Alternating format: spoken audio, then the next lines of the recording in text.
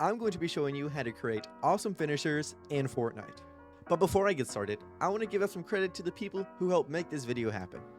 First, to Marwin for discovering and making a tutorial on how to use the glitch player reference used to animate characters. And second, to Amine for helping me learn the retargeting needed to play any animation on the player references. Both of their socials will be linked in the description below. They post some pretty awesome stuff, so I definitely recommend going and checking them out.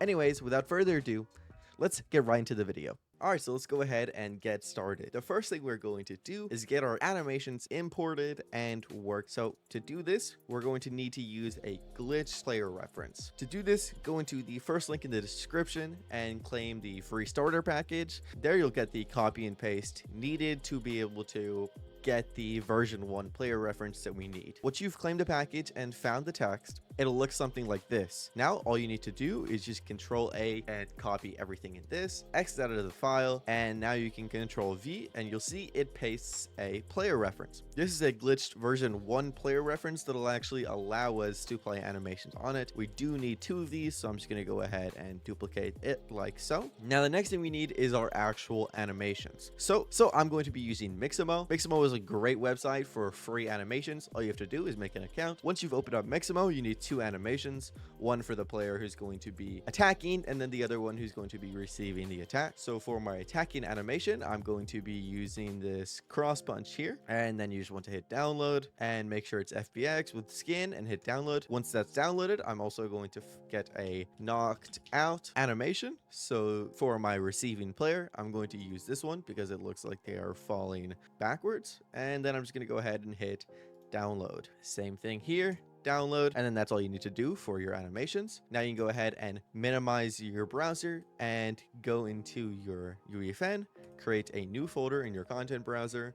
I'm just going to title this my Mixamo stuff, and then I'm going to import both of those FBXs that I just downloaded into this file. So I'll go ahead and select my animation by dragging and dropping and then just hitting import all. Both of these skeletal meshes are actually the same. So what you can do is just go ahead and delete both of these because we don't need them. Open up these new animations and select our cross punch skeleton instead. It's not required, but it'll save a bit of hassle later if you do this now. So now that we have all of our animations added, you'll see we do have these just standing still animations that we also can go ahead and delete because we do not need them. We just need the actual punching animation, which we can open up. You'll see is now in game. We have our cross punch, and also if I open up this, we have our knocked out animation. So now that we have these animations, well, they will not apply directly to the character, so instead we need to retarget it to the type of skeleton that this player reference is actually going to use. So to do this, first I'm just going to hit right click, make a new folder, and I'm going to call this my IK stuff, just like so. Then I'm going to open this up, hit right click, go to animation, retargeting, and create a new IK rig. Then we want to call this rig our Mixamo rig. Then go ahead and open it up. Now we want to select the skeletal mesh for our Mixamo character, which is this cross punch skeletal mesh. And we want to create different chains using these bones. So whenever you start making an IK rig, the first thing you need to do is set a retarget root. For this Mixamo, it's going to be right here at the hips. So just go ahead and click on the top bone here and click set retarget root. And then we need to make different chains. This can take a lot of time, just like all of the other complex mechanics that go along with game development. But what if you could skip the frustration and focus on what you really love? Creating amazing maps.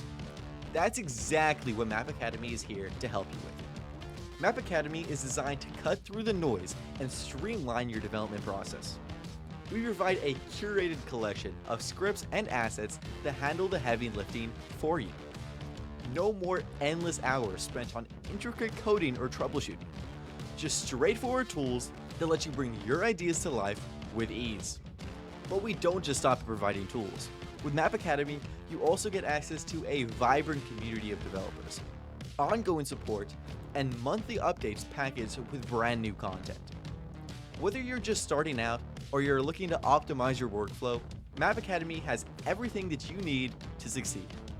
With more complex maps now proven to perform better, there is no better time to save time on development and start turning your creativity into profits. Check out Map Academy in the description below and start building your next masterpiece today.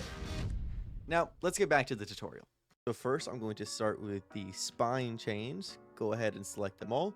Right click and click new retarget chain and then hit add chain. Now we can go ahead and do the neck. So I'll just go ahead and right click the neck and hit new retarget chain, add chain, and then we can do the head. So select all of your head bones, hit new retarget chain and click add chain. Now you want to continue this process. So I'll do the right shoulder to the right hand. You do not want to include the fingers, make sure you do not. Then the same process, hit new retarget chain, add chain, scroll down, we want to do the same thing.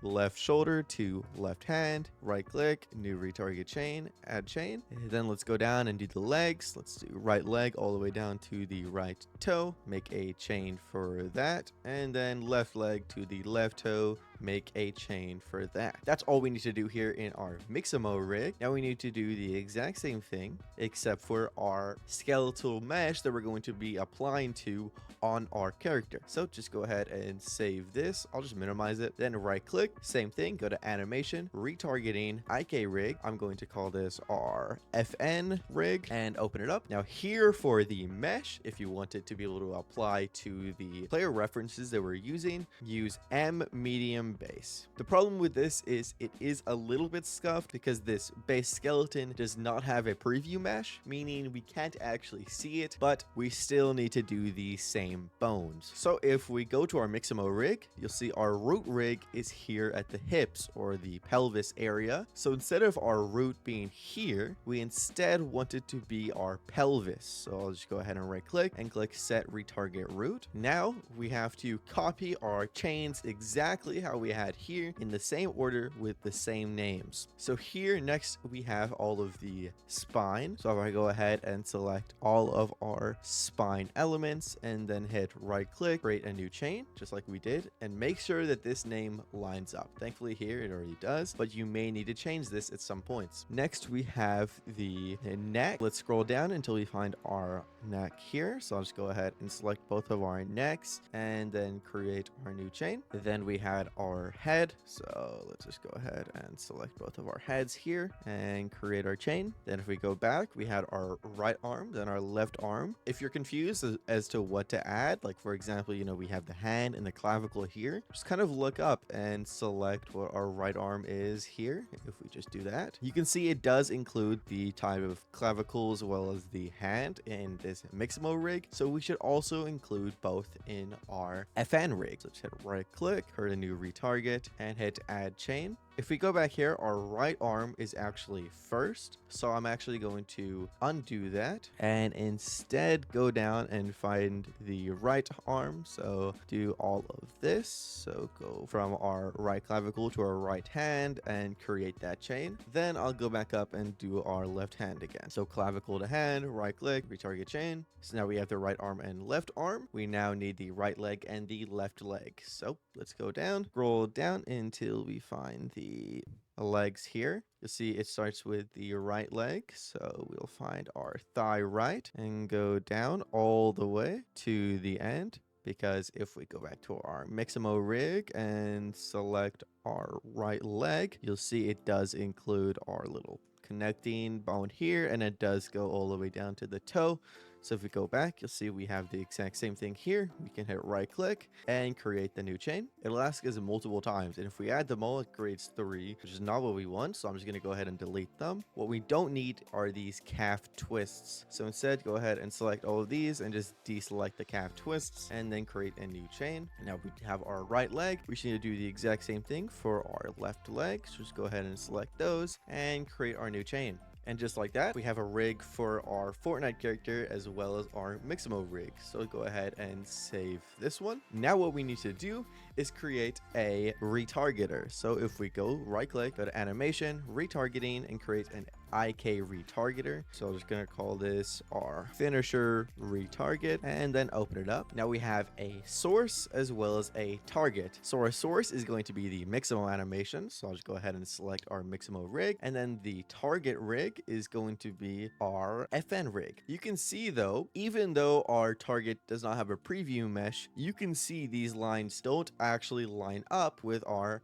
mannequin here, so we need to fix that. So to fix this, first let's go ahead and scale the mesh. So if I go ahead and do like 1.1, you'll see our neck bone now lines up pretty accurately. And the next thing we need to do is actually just fix these arms. So to line up the arms, what we need to do is go into our editing mode by clicking this. Now we can select the bones that we want to change. Make sure you have target selected rather than source, and then go ahead and select the bone that you want to move. So let's say like I highlight all this, you can see this is where the bone is, but to move this arm, I want to select this bone here, which is the upper arm, because whenever I move this arm, it's going to move everything else that is underneath it that's attached. So I'll just go ahead and move this until it's relatively aligned. Now just go ahead and select those. You'll see this might take a little bit of trial and error, so I can just move the arm up a little more,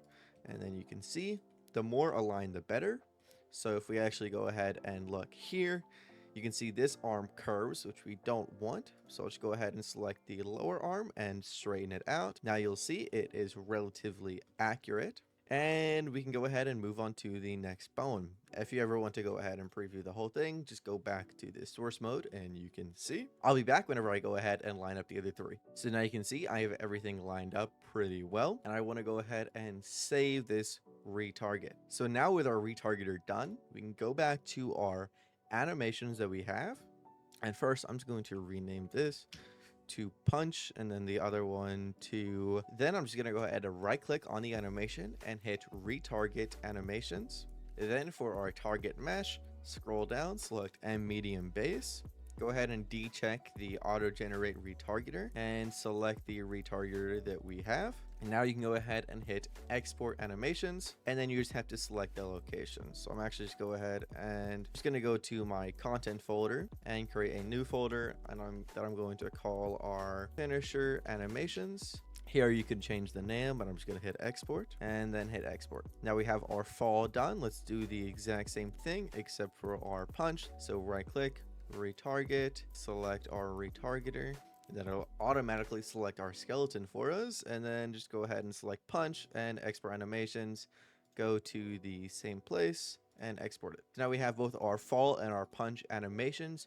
We can't see them because the skeleton is our base skeleton, but what we can now do is add that to our player references. So to do this, I want to go ahead and create a cinematic sequence. I'm going to call this finisher, and then I'm going to open it up. In this, you want to add both player references. So I'm just going to select both and drag them in. Then you can hit add to track, and you want to add a mannequin component. Then on this mannequin component, hit add, go to animation, and you'll see you have both of your animations available. So if I select punch, now if I play it, our character plays the punch animation from our Mixamo character. You'll see the hands don't line up. If you want to do that, in your rigs, you'll also want to create root chains for your hands so that every single bone is chained and can be transferred over in the rig. But with that done, let's go ahead and do the opposite animation. So click add, go to mannequin component, add an animation, and I'm going to make this fall, and I'm just going to move this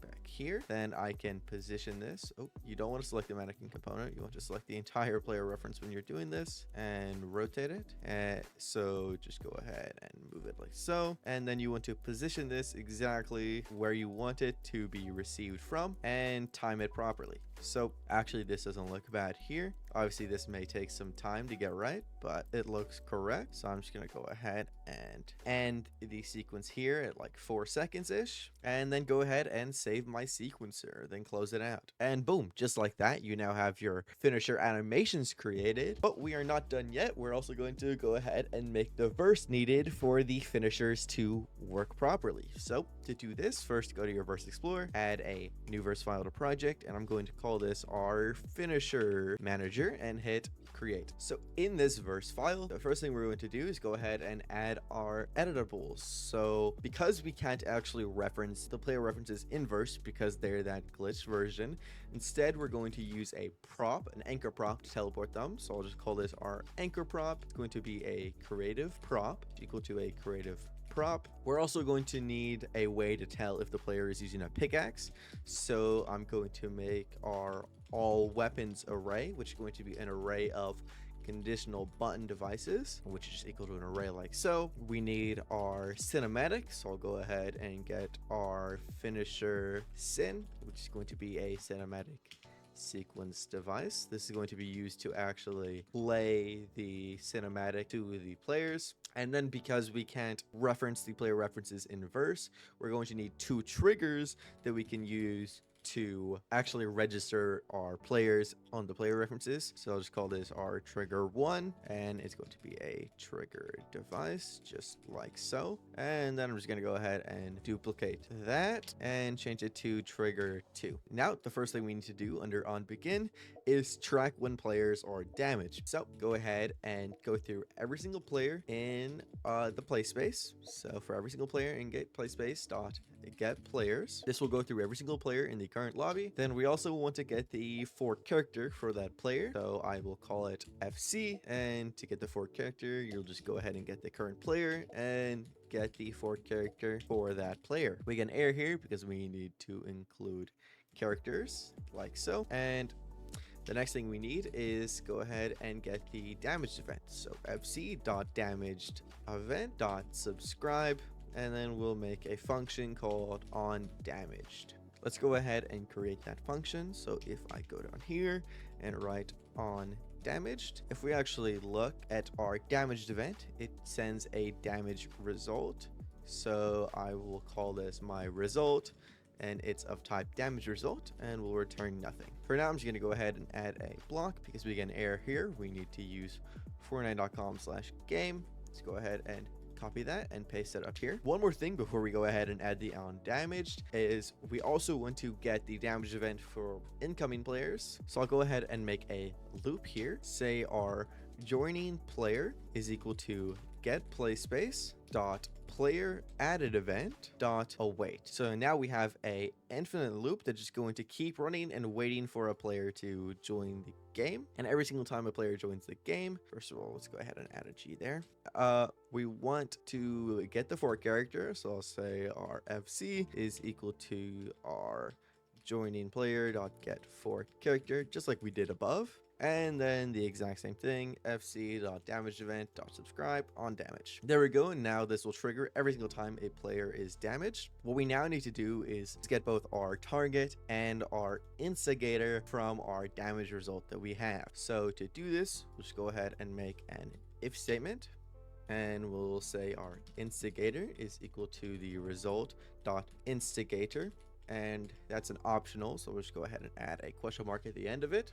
Then we can go ahead and get the agent for that instigator by saying our agent is equal to instigator dot get instigator agent. Then we'll go ahead and get our target, so we'll say our target is equal to the result dot target. But if we look at our damage result, our target sends a damageable, so we need to convert that to a fort character. So I'll do that by writing fort character and then putting our result of target in brackets. And then while we're in this if statement, I might as well also get our instigator fort character, and I'll go ahead and call this our fort character so we know it's a fort character. So I'll say our instigator fort character is equal to, go ahead, this is our instigator's agent, and then we'll get the fort character for it like so. Then go ahead and add a then statement. We now need to do 2 more things before we actually start handling the animation stuff. We first need to check if the target and the instigator are the same, because that'll happen if, let's say, a player takes storm damage or something, which we don't want. So to do this, I'll just say if instigator FC, if you do this, it means not equal to, then target FC. So if our instigator is not our target, now we need to go ahead and check if the player is not holding any weapons. So we have our array up here of conditional button devices. In this array, you'll want to add a conditional button for every single weapon that's in your game. Currently, to my knowledge at least, this is the only way to be able to check if the player is holding a pickaxe, because you can't have a conditional button for a pickaxe. So first, I'm just going to go ahead and make a variable called isHolding, and it's going to be of type logic, and we'll originally set it equal to false. Then we want to go through every single conditional in our all weapons, just like so. And then if conditional dot is holding item, because if we look in our conditional button device, it doesn't let us yet. So let's go ahead and just do that. Also, we need to fix this name. Now let's see if it'll let us. There we go. We'll see down here we have an is holding item event, and we also have an agent. So if we go back, so if conditional is item, we want to see if our instigator agent is, which will be this agent here. So for every single conditional out of all of our conditionals, if the conditional is holding the item, we'll set is holding equal to true. Forgot you need to add the set, just like so. Now if we go down here, we need to check if is holding is equal to true. No, is equal to false. What this will do is create a new variable that's false, and then it'll go through all of our weapons, and if the player is holding any of the weapons, then it'll set this variable equal to true. And then once this is finished going through all the weapons, it'll check if player is holding a weapon or if it's not. So if the player is still not holding a weapon after all of the weapons have been checked, then we want to go ahead and start a new function that I'll just go ahead and call start animation. And here we want to send it both our target and our instigator for characters like so. Also, I'm going to go ahead and spawn this function because we'll want it to suspend. So now let's go ahead and create this function. I'll go down here and call it start animation. We'll take both of our 4 characters. So first is the target for character of type for character, and then our instigator for character, which is of type for character. Make sure it suspends, and we don't need it to return anything. And then for now, I'll just go ahead and add a block and make sure there's no errors. So now the first thing we need to do is go ahead and get both of our agents. To do this, I'll just say our target agent is equal to our target for character dot get agent, and then our instigator agent is equal to our instigator for character dot get agent, the exact same way as we did our target. Then add a then. So there's a couple things we need to do to play the animation. First, it's freeze both players. And then we want to make both players invisible. We want to play the cinematic. We want to trigger the triggers, and we want to teleport our anchor prop. And then we want to reverse all of that and eliminate one of the players. So let's start with freezing the players. To do this, you'll say your 4 characters. So target for character dot put in stasis. And then you need to write stasis args just like so. Then go ahead and copy this for our instigator as well. Now that the players are frozen, we now need to make them invincible. So it's the same thing. Go ahead and do target fc dot set vulnerability dot false, and then do the exact same thing for our instigator. So this will make it so now their vulnerability is false, meaning they're no longer vulnerable, meaning they're invincible. Then let's go ahead and hide both by saying our target fc.hide, and then again copy it for your instigator. Now we want to trigger both triggers, so I'll just go ahead and trigger 1 like so. Make sure you trigger it for one of your agents. So I'll do my target agent here. It is important what agent, so just make sure to keep track. Our trigger 1 is going to be the target, and then our trigger 2 we want as our instigator. Then last, we want to teleport our anchor prop. So to do this, I'll just say if anchor prop dot teleport to, go ahead and add a colon at the end. In teleport to, we need to put a location and a rotation, and we want these location and rotation to be the location of our instigator. So I'll say instigator for character dot get transform dot translation, comma, and then just go ahead and duplicate this because we also need a rotation. So instead of translation, I'll just add rotation here. Also, instead of a semicolon, you can actually just add brackets, and it'll go ahead and give you no errors with the if statement. So this is everything we need to do to actually start the animation, but we also need to stop the animation after a certain amount of time. So I'm going to call another function called stop animation, and I'm going to go ahead and send it both 4 characters just like so.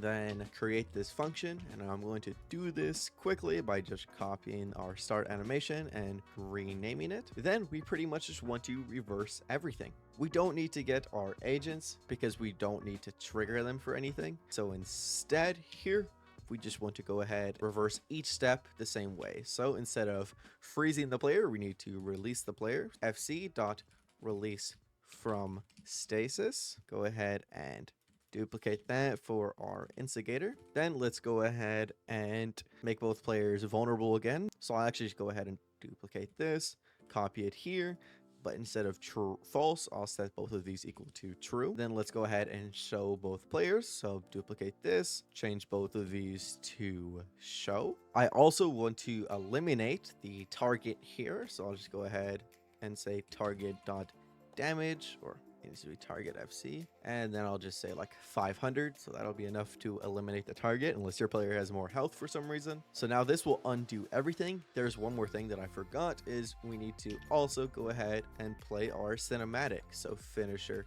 sin dot play, and then we also want to stop our cinematic, so finisher sin dot stop. Also, this is what we'll go ahead and use to clear our player references instead of having to use 2 more triggers. So now the very last thing we need to do is actually add the delay between starting the animation and stopping the animation. First, let's go ahead and find the length of our animation by going back into UEFN and opening up our sequence, and you'll see our animation lasts 4 seconds. So I'll go ahead and go back into verse code and add a sleep 4.0 before stopping the animation. Now this is effectively all we need to do, but there's one more glitch that does happen with verse code, that if you get the damaged event, for some reason can't put the instigator in stasis, or you can't freeze them immediately. I'm not sure why this happens. To solve this, all you need to do is add a little delay. So the easiest way to do this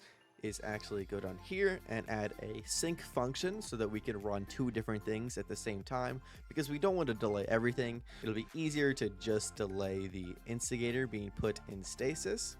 So what I'll do is underneath my sync, I'll add 2 blocks. One will have our instigator put in stasis and with a sleep for 0.1 seconds, and then the other one will go ahead and have everything else. So this pretty much does the exact same thing, except for now the sync will make it so both of these run at the same time, and this one will just wait 0.1 second before freezing the instigator. Again, not sure why you have to do this, but you do. All right, so that's all the verse code done. Go ahead and minimize this, hit verse, build verse code, go to your content browser, and you'll have the finisher manager, which you can drag into the play space. I'm also gonna go ahead and close the sequencer for now. In here, the first thing we need is an anchor prop. So I'm going to hit right click, blueprint class, go ahead and create a building prop. I'm just gonna call this our anchor prop so it matches up. You don't actually need to add anything in this, so I'm just gonna go ahead and hit save. So this is going to be teleported to the player. So go ahead and drag it here into the play space, then position it or where your instigator is standing. So in this case, if we actually play this, our instigator is going to be the one punching. So that's this mannequin here. So let's go ahead and position this right at the center of this mannequin. Then go ahead and select both and drag them underneath your anchor prop so they're attached or anchored to it. Then go in here and select your anchor prop. Next, you have your conditional weapon devices. So just go ahead and go to your content browser, go to all, search for a conditional button,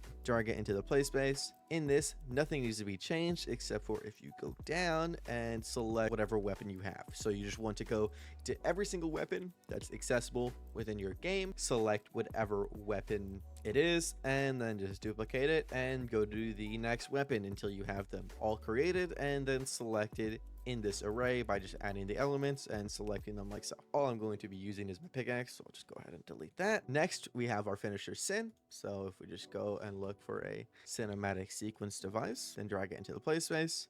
Here, go ahead and select your finisher sequence. Nothing needs to be changed in the settings, so you can go ahead and just select it. Then we have 2 trigger devices, so I'll just search for a trigger, drag both into the play space, and select them both in my device. Before we start though, we do need to set up the events. So if we actually go back to our verse code, we can remember that our trigger 1 is for our target, and then our trigger 2 is for our instigator. That means our trigger 2 is to connect to our instigator, which is this player reference. So if I go ahead and click on our player reference and scroll down, you can clear these, they're not needed. Add an element to register player and select this trigger 2 that corresponds with this instigator. Then do the same thing for the other player reference. Clear these, add a register player and select trigger 1. Next, you also need to clear these. So let's go ahead and select both, then add a clear player event and select this cinematic and select on stopped. That way both will clear whenever the cinematic ends. One last thing that I need to mention is if you go to your anchor prop, you'll see the red line is the x-axis. Make sure this is facing in the direction your instigator is facing. So to fix this, because mine is not, I'm going to select both of my player references and just rotate them 90 degrees. But now if I select my anchor prop, you see they don't align. So to fix it, I'm just going to select both of these and then slowly move them back closer to my anchor prop. This might be a little bit of a trial and error, but eventually you will get it so that it lines up pretty perfectly, like so. Just one more little movement, and now it's directly at the center of the player again. And also it's facing in the x-axis. All right, so the last thing you need is 2 players to test it on. It won't work on guards or anything like that. It has to be another player. So I'll go ahead and get up my alt account and test this out in game. So now in game, if I go ahead and hit my alt account, you'll see the animation plays, except the issue is it's kind of in the ground. So let's go ahead and end the game. The reason for this is just going to be the relation to the anchor prop. So if you see both of these and the anchor prop, the reason is because they need to move up a little bit on the anchor prop, just like so. Then just go ahead and hit save.